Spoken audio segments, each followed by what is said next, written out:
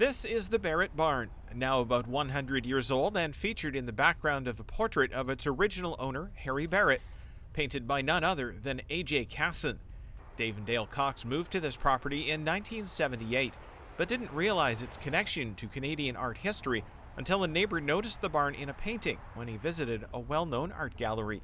Paul next door told us that he'd seen this painting, Old Man in Rocker, at the McMichael. So we went to take a look at it, and for sure that was our barn.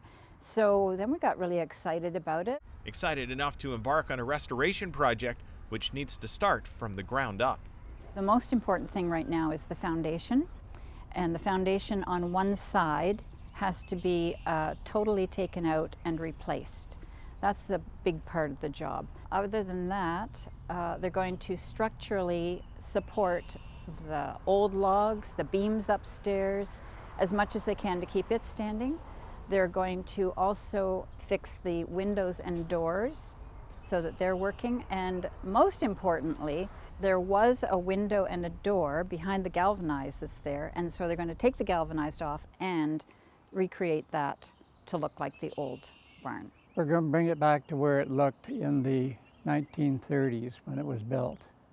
And it's going to be a historic site, and we just want to do what's right by it. This is just phase one of the refurbishment.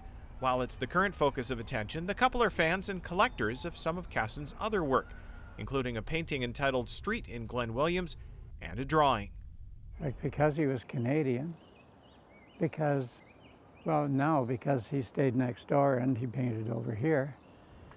And just a group of seven was magic. The artwork is beautiful. I mean, his pencil lines are gorgeous, and the colors and the vibrancy. I mean, we have a photo of the painting that is at the McMichael. It doesn't do it any justice. It just pops right off the painting. The work on their barn is a long-term project, which gives the couple time to consider whether or not they wish to make it publicly accessible, even if that's on a limited basis.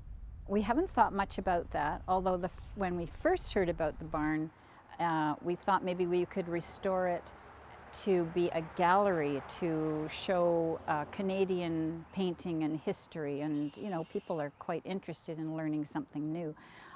But we haven't gone that far. That's a lot of work, so we're going to do it one stage at a time.